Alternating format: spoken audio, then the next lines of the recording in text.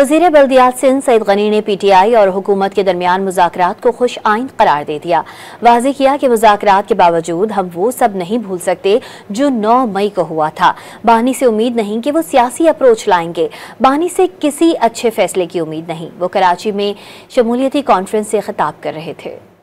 तो इस बात पे तैयार हो गए कि मुज़ाकरात होने चाहिए, तो आप मुज़ाकरात को फिर इस चीज़ से कनेक्ट नहीं कर सकते कि PTI ने पिछले 2.5-3 सालों में जो गैर कानूनी काम किए हैं, जो दहशतगर्दी की है, जो इंतशार फैलाया है, जो सरकारी इदारों को नुकसान पहुंचाया है, जो तोड़फोड़ की है, जो हंगामा आराई की है, जो लोगों की जानें गई हैं, उसकी सब उनसे पूछ-गछ ना करें। मुज़ाकरात अगर वो करते हैं तो ये अच्छी बात है, ये PTI के लिए अच्छी बात है, ये इस मुल्क के लिए अच्छी बात है, ये इस मुल्क की जमहूरियत के लिए अच्छी बात है।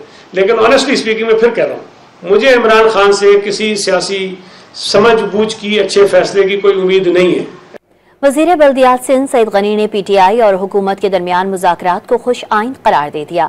वाज़ेह किया कि मुज़ाकरात के बावजूद हम वो सब नहीं भूल सकते जो 9 मई को हुआ था। बानी से उम्मीद नहीं कि वो सियासी अप्रोच लाएंगे। बानी से किसी अच्छे फैसले की उम्मीद नहीं। वो कराची में शमूलियती कॉन्फ्रेंस से खिताब कर रहे थे। तो इस बात पे तैयार हो गए कि मुज़ाकरात होने चाहिए, तो आप मुज़ाकरात को फिर इस चीज़ से कनेक्ट नहीं कर सकते कि PTI ने पिछले 2.5-3 सालों में जो गैर कानूनी काम किए हैं, जो दहशतगर्दी की है, जो इंतशार फैलाया है, जो सरकारी इदारों को नुकसान पहुंचाया है, जो तोड़फोड़ की है, जो हंगामा आराई की है, जो लोगों की जानें गई हैं, उसकी सब उनसे पूछ-गछ ना करें। मुज़ाकरात अगर वो करते हैं तो ये अच्छी बात है, ये PTI के लिए अच्छी बात है, ये इस मुल्क के लिए अच्छी बात है, ये इस मुल्क की जमहूरियत के लिए अच्छी बात है। लेकिन ऑनेस्टली स्पीकिंग मैं फिर कह रहा हूँ, मुझे इमरान खान से किसी सियासी समझ बूझ की अच्छे फैसले की कोई उम्मीद नहीं है।